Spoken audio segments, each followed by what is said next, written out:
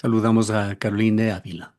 Ella es licenciada en periodismo, tiene un nivel académico de PhD, periodista experta en comunicación política. Hoy venimos a escucharle, Caroline. Cuéntenos sobre las redes sociales, ese mundo que ha reemplazado en buena medida a los medios de comunicación tradicionales. ¿Cuál es la conversación de hoy? Bueno, hay que prestarle atención sobre todo a aquello que ha llamado la atención en materia periodística, que es en donde nos vamos a concentrar, y ha sido esta nota que en este caso, en medio de España, El Mundo, ha planteado y que ha generado a través de esta entrevista al famoso alias el Negro Willy, conversaciones dentro del Ecuador, ¿no? Lo que han dicho algunos expertos en la escucha digital y entre ellos Go Social Suite, que es la página de donde se obtiene esta información, que fue publicado por Lupa Media, es que entre el 21 de marzo y el 23 de marzo, más de 2.000 publicaciones, más de 300.000 interacciones, es decir, fue un tema de conversación interesante, quizás no el más importante, pero sí el interesante, y que generó un 52% de sentimiento neutro. ¿Qué quiere decir esto? Que la mayoría de los temas que se abordaron en relación a esta entrevista que hizo el diario El Mundo están en la línea descriptiva, es decir, la población mayoritariamente, por eso hablamos de más del 52%, no estableció una opinión, ya sea favorable o desfavorable, respecto de este tema. ¿Por qué nos interesa este asunto en particular? Porque es una evidencia de lo que está gestionando la comunicación gubernamental sobre una arista que no es poca cosa. No por nada el ministro Reinberg, por ejemplo, ha hecho declaraciones públicas, además transcritas ya en los medios Ujú. internacionales, sobre que regrese o que le permita a España la extradición de este delincuente. Y por el otro lado también están las conversaciones de periodistas, de gente en el Ecuador que han reprochado profundamente esta práctica periodística de darle micrófono a los que tienen compromisos con la justicia, con la ley, ¿no es cierto? Y en ese contexto también en el Ecuador se generan críticas fuertes porque hay una especie de doble rasero, ¿no? De la misma manera como se le está dando micrófono al alias Negro Willy, se le dio micrófono, por ejemplo, a Daniel Salcedo, y solo por Ujú. poner un par de nombres en esta conversación, y lo que dice y opina la gente básicamente es que, y por eso le ponen un tema neutro, ¿no? Es que si no le podemos dar credibilidad al uno, tampoco al otro, y en ese contexto, ¿qué es lo que estamos procesando y recibiendo? Entonces, cuando no existe una postura clara en las opiniones de las personas, es mucho más fácil que puedan enmarcarse según aquellas opiniones más fuertes, según aquellas expectativas o perspectivas que comienzan a permear en esa conversación o en esa esfera digital. Y es muy riesgoso para el gobierno, a no ser que desmitifique, como decimos técnicamente, las denuncias presentadas, ya sea por vocería propia o por vocerías complementarias, porque caso contrario podría ser que termine generando un efecto más bien en contra de la credibilidad y de la confianza en el presidente Noboa. Es decir, no puede el gobierno dejar de lado este tipo de comentarios sin tener una estrategia que vaya más allá del desacreditar al periódico o de exigir la justicia, en este caso, al exigir que se extradite al delincuente. Entonces, es importante que el gobierno tenga ahí una postura. Creo que es un tema no menor que requiere mayor atención de parte del gobierno. Las críticas al Negro Willy, o más bien al medio que le dio el espacio, son básicamente por no haber contrastado Así es. adecuadamente esta información. Ujú. Y el desafío que le toca al lector, diremos, es que lees unos titulares, lees unas declaraciones y como no están contrastadas, ese trabajo periodístico es incompleto. Entonces, por ejemplo, es cuestión de leer a Lupa Media, que ha intentado hacer no una verificación, porque obviamente la información que está contenida en esa entrevista es inverificable, diremos así, como lo plantean precisamente medios como estos, ¿no? Estrategias como estas, sino que a su vez si no se puede verificar, al menos se puede contextualizar. Entonces, cuando revisamos, por ejemplo, el aporte importante que hace Carolina Basante con su equipo en Lupa Media, es ponerle un contexto a esas declaraciones. Pongo un ejemplo. Si es que el entrevistado le dice al medio de comunicación, nosotros financiamos a la campaña del presidente Noboa, lo correcto es lo que hace Lupa Media, inmediatamente poner un informe del Consejo Nacional Electoral que dice que no ha habido ninguna anomalía en el informe económico que la campaña de Daniel Noboa y de ADN presentó. No está de alguna manera ya contradiciendo a lo que el entrevistado dice. Lo que está haciendo es poniendo el contexto. O sea, a pesar de que no hay ninguna anomalía en el CNE, este sujeto dice que han financiado. Es decir, estoy poniendo un tema que por último la justicia tendrá que encargarse y verificarlo, pero lo está poniendo en el marco de un contexto. Otro de los elementos que han salido precisamente a ratificar ese contexto es que dijeron ellos que habían ganado, que ya tenían presidente y que habían movilizado los votos. El momento de identificar la votación que habían tenido en ciertos sectores asociados a la influencia de los tiguerones, tal movilización no se da. Sigue ganando Daniel Noboa, como en efecto se vio el resultado en el sector final, pero no con una diferencia que podría dar cuenta de esa idea de movilizar los votos, ¿no? Entonces ahí lo único que se hace es poner contexto a los elementos. Y de igual manera, por ejemplo, las dudas sobre qué pasó o no pasó en TC Televisión no han sido del todo aclaradas. Y es bueno que las verificaciones también ratifiquen esa idea, que sigue habiendo una investigación y que es importante en el caso de lo que Claro. sucedió en TC Televisión, se aclare a fondo. Y básicamente una de las preguntas que ayudan a responder eso es quién se beneficia de una situación como Incidente esta. seminal, diríamos, en cuanto a una política pública que se generó desde allí a partir de ese incidente sobre la delincuencia.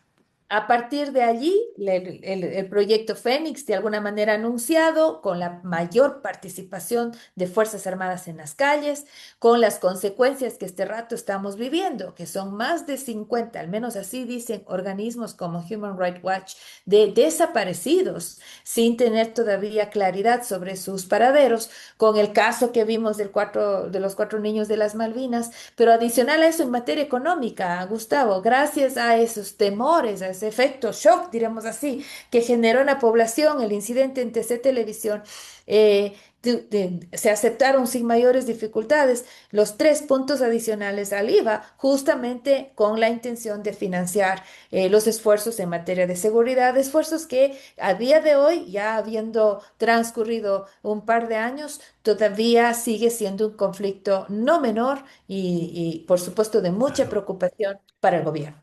3 puntos que hoy son 2.000, cerca de 3.000 millones de dólares ya.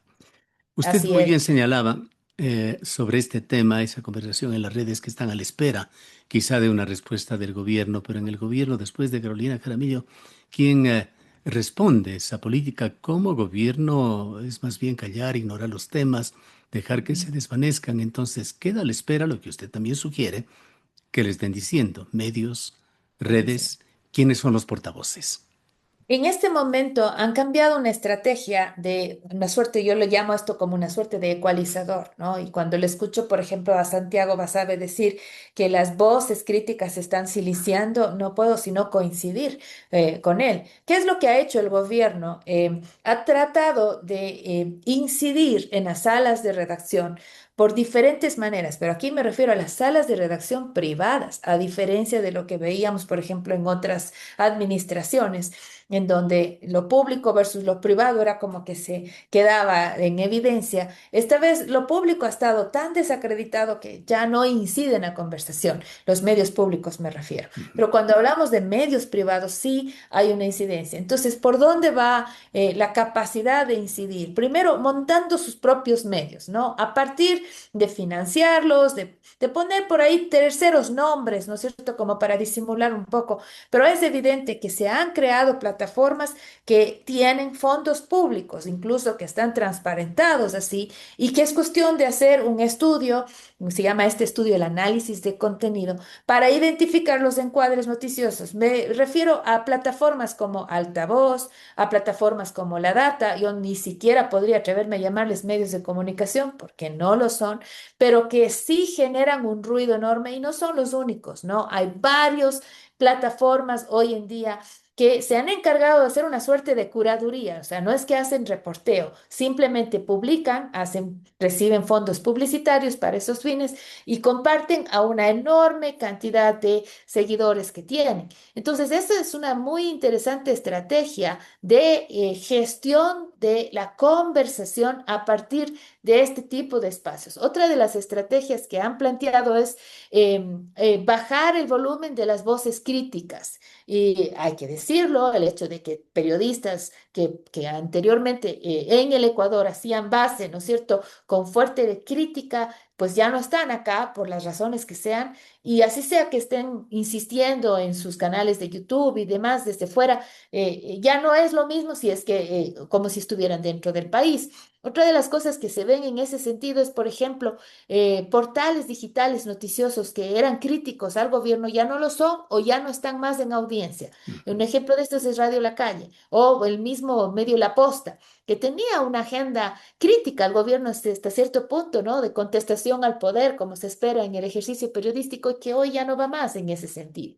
Entonces, son elementos que nos dan cuenta de cómo se va manejando. Y por el otro lado, refuerzos en la agenda que se beneficia a partir de estrategias publicitarias y tenemos medios identificados en esa línea también. Entonces, cuando miramos la conversación digital hoy en día, se puede establecer con claridad cómo los titulares ya no los necesita poner Carolina Jaramillo, con que estas otras voces las coloquen en la conversación pública, ya sea tradicional o digital, es más que suficiente. Por eso, el que el presidente, por ejemplo, dé declaraciones de entrevistas en Radio Sucre o lo haga en Centro Digital con aliados o amigos, lo que hace es precisamente fortalecer a esa colocación de titulares en donde las preguntas críticas nunca le van a llegar.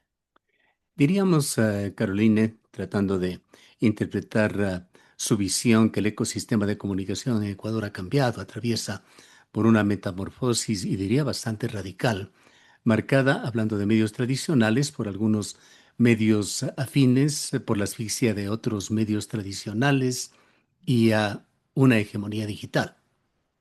Y en lo digital en particular, porque no solamente emergen estos nuevos medios con tanta facilidad, ¿no? Sino que cobran vuelo, de alguna manera revisten de importancia en la conversación digital a partir de ciertos titulares que no resisten comprobación periodística, pero son lo suficientemente eficientes para generar las réplicas en la conversación.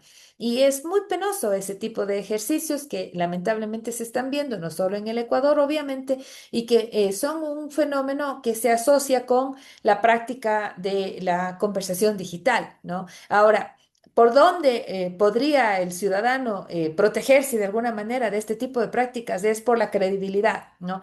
Son medios que no duran mucho porque no tienen audiencia orgánica, más bien es inorgánica. Y el momento que cambia el poder, pues el medio también se apaga, ¿no? Entonces son este tipo de esfuerzos mediáticos tipo golondrinas que sabemos muy bien que terminarán su efectividad en el rato que cambie la estación. Entonces, en esa práctica nos estamos encontrando, insisto, no es solo es este país, pero es una muy interesante consecuencia del contexto digital en el que vivimos. Consecuencias que además se viven en lo político con mucha fuerza. La elección de Donald Trump en Estados Unidos, por ejemplo, fue el resultado de la manipulación fuerte, de la intervención fuerte en estos espacios digitales tipo podcast, con los famosos youtubers, que fueron quienes influenciaron inclusive más que el New York Times, que el Washington Post, que CNN, por ponerle unos medios tradicionales muy fuertes en Estados Unidos, y que lograron con esa estrategia cambiar la conversación de fragilidad de la democracia a la fragilidad del país por los migrantes, que era una conversación que le favorecía más a Donald Trump. Y así es como termina ganando esa elección el presidente, actual presidente Trump. Entonces, el poder incidir en este tipo de plataformas no es menor porque puede inclusive costar las elecciones. Hay un estudio que hace de la Universidad de Oxford, si no me equivoco, el Instituto Reuters, y lo que hacen es precisamente identificar a quién la gente le está escuchando más.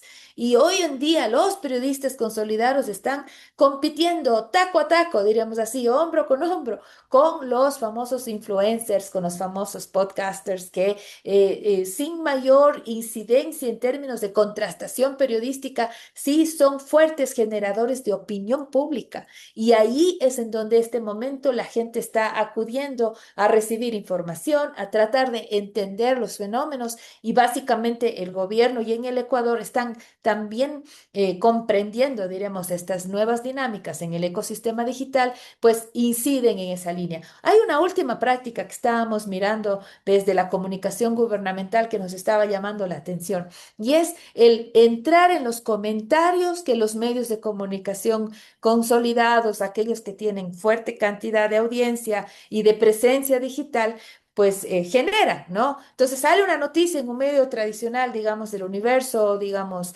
Ecuavisa, y por lo general hay cualquier cantidad de comentarios en esa noticia. La noticia puede ser sobre el cierre de la autopista, no estoy inventando, ¿verdad? Pero los comentarios son críticas a las voces que en este momento están siendo críticos al gobierno.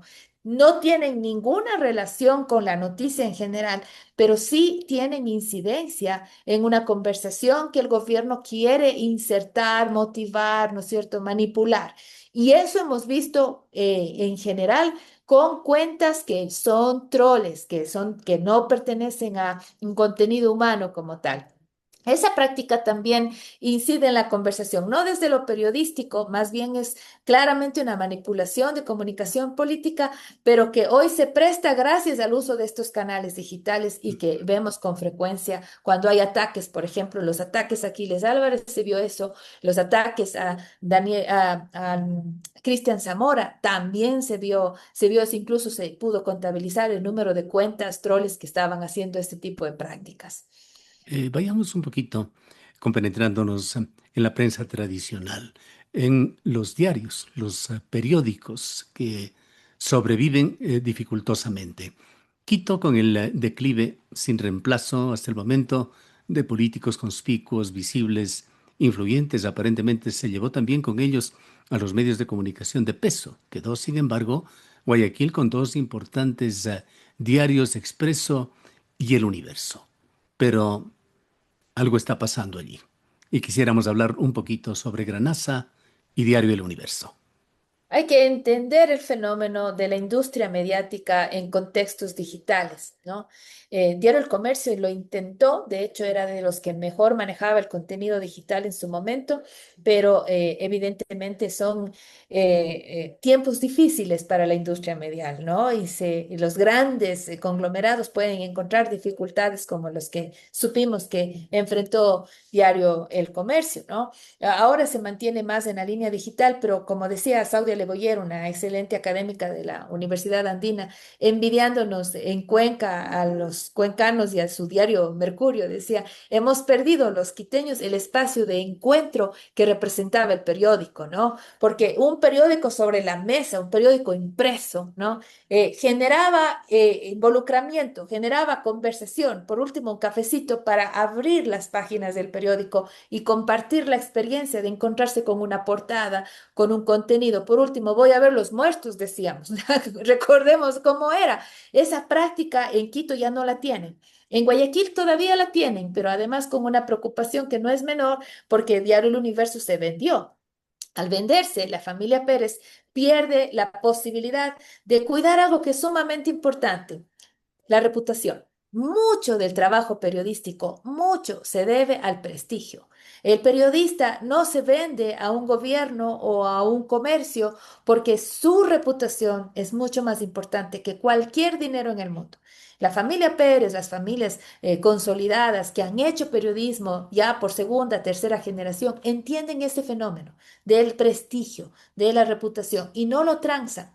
Es el momento en que se venden a estos otros conglomerados, los conglomerados al final del día, ¿qué son? Grupos de negocios, en donde es mucho más fácil perder la posibilidad de tener una agenda clara, ¿no es cierto? Una línea editorial firme, fuerte, que cuide ese prestigio periodístico, porque la línea de negocios terminará imperando en decisiones editoriales. Y eso es sumamente preocupante. Es cuestión de ver los titulares que Diario El Universo ha tenido en este último mes, que contradicen la línea editorial que normalmente ha tenido. Y no es que el periodismo de Diario El Universo no haya sido crítico, lo ha sido crítico. El tema es que en este momento se olvidó de ser crítico con el poder, se ha entregado de alguna manera buena parte de su preocupación editorial a líneas que no comprometan su negocio. Algo que, por ejemplo, en el caso de Granasa no se ve. Pero ¿por qué no se ve? Porque además, lamentablemente, hay una situación de confrontación fuerte con el poder, que tampoco es saludable. Esto fue de alguna manera, por ejemplo, lo que se vivió en la época del correísmo, en donde las páginas y las líneas editoriales vivieron ese ambiente de confrontación, de los cuales lamentablemente no se beneficiaba la población. Hoy por hoy, Granasa mantiene este espacio de lucha y de persecución, hay que decirlo, porque no hay otra forma más de nombrarlo, en la que el gobierno está atrás de sus decisiones o con sus distintas instituciones, obviamente, y hasta ahora Granasa no ha cambiado, no, su línea editorial se ha mantenido. Vamos a ver cuánto tiempo le durará, porque si hay algo que ha demostrado el actual gobierno es que es capaz, precisamente por las distintas herramientas que hemos ya mencionado, de incidir en la línea editorial de medios de comunicación privada. Hoy los medios críticos al poder son cada vez menos. Y más que medios críticos, lo que tenemos son plataformas, podcasts, youtubers, generadores de contenido de opinión que están alzando sus voces en ese Ahora, contexto bien crítico. cuéntenos en esta área que usted es más experta, debería decir, un área muy fuerte la suya, la de las redes sociales. El gobierno de Daniel Noboa, ¿cuánto éxito ha tenido para perfeccionar esa estrategia de la comunicación directa que prioriza el vídeo corto y emocional por encima de las ruedas de prensa tradicionales? ¿Ha logrado el gobierno conectar con los segmentos centennial, millennial? Claro, el tema con el gobierno y esos segmentos es que lo que le pasa a cualquier otro gobierno, no solo al de Daniel Noboa, esos segmentos son muy volátiles, Gustavo. No necesariamente son adherentes ideológicamente hablando, son formas distintas de gestionar también sus intereses y por eso, por ejemplo, cuando ha tenido que hacer una campaña como la del trabajo por horas, fueron esos segmentos los que le dijeron no, precisamente. O cuando sucedió lo de Olón, en materia ambiental, son esos segmentos los que primero reprochan y siguen reprochándole, por ejemplo, ahora lo que sucede con el Quinzacocha o con cualquier política extractivista. Son esos segmentos los que en un minuto dado, cuando se gatillan esas causas, ¿no es cierto? Por muy eficientes que puedan ser en el contenido, en TikTok o en cualquiera de las redes sociales, si es que no logras empatar con los intereses de los jóvenes, es muy probable que no te acepten. ¿Qué cosas sí le aceptan? Por ejemplo, la vivienda. La vivienda es una línea en la que le va bastante mejor al presidente y que ha logrado complementar, porque no solo con estos segmentos, sino con la población en términos más amplios, que le ha permitido tener una conversación distinta, ¿no? En materia de seguridad, ¿en dónde le va mejor? Cuando la gente, indistinto del segmento poblacional, ve que al menos está haciendo algo, ¿no? Si bien es cierto, se votó porque no se tengan las bases militares, ¿no es cierto?, implementadas en el país y por reconocer esta idea de ser un país de paz, a nadie le disgusta que vengan los gringos y que de alguna manera algo estén haciendo en materia de seguridad. Por supuesto que hay una preocupación enorme sobre los excesos que se pueden dar en ese sentido, pero la colaboración internacional sí es bien vista y de hecho fue parte incluso de la conversación cuando se discutía el tema de sí o no a la base de Manta. Entonces, A lo que voy con esto es que el presidente Noboa tiene un desarrollo comunicacional gubernamental interesante en el ámbito de lo digital. Le permite con sus claves, sus códigos, de alguna forma llegar a estos segmentos de población, pero mucho más eficiente es cuando el contenido que entrega empata con los intereses de incluso de estos mismos grupos poblacionales. Y otra cosa que le ha vuelto eficiente al gobierno, pongo eficiencia entre comillas siempre, por supuesto, es que la oposición no ha sido capaz de establecer un contrarrelato claro que le permita ser convincente y tener, por ejemplo, un nombre, un político, una imagen que haga esa contrastación. Cada vez que existe un hombre que comience por ahí a mostrarse, pues inmediatamente se aplica una estrategia también de ocultamiento, obviamente, ¿no es Ujú. cierto? De ataque, de desprestigio, de complicar esa reputación políticamente hablando, y eso también le ha ayudado al presidente Noboa a poder salir de alguna manera. Tampoco, al menos habrá que ver los datos de CIES de marzo, pero los datos de CIES como encuestadora en febrero no son tan promisorios para el presidente. Me parece que estaba la aprobación en un 36% o 38%, y la confianza, que siempre es el indicador que Ujú. yo más le presto atención, en un 27%. Es Es una decir, caída en picada en realidad, muy para quienes poca hemos seguido las población cifras. cree en la palabra presidencial. Y Ahora, eso Caroline, justamente es un problema. Sí. hablando un poco ya en términos conclusivos, estamos aquí en Ecuador asistiendo, quienes hemos estado en materia de comunicación por algunas décadas, ya un poco más que usted, al fin de la comunicación política, deliberativa y en favor de ese marketing de entretenimiento farandulero más frívolo. Lamentablemente es así, en buena medida porque el desarrollo tecnológico en esta estructura digital ha favorecido la polarización, la emocionalidad, de alguna manera la exasperada, diremos, el uso desmedido de los elementos emocionales, ya sea sobre todo asociados con la indignación, con la rabia, con el temor, ¿no es cierto? Son los que mayor reconocimiento tienen del algoritmo y de alguna manera mayor incentivo tienen. Entonces, si hay una noticia que apela a este tipo de emociones, va a ser mucho más vista en el TikTok, les va a generar, va a tener la capacidad de romper hasta cierto punto el algoritmo y poder llegar con mayor masividad. Eso premian los soportes digitales y lastima lamentablemente un análisis mucho más profundo que debería ser el ideario en la deliberación democrática.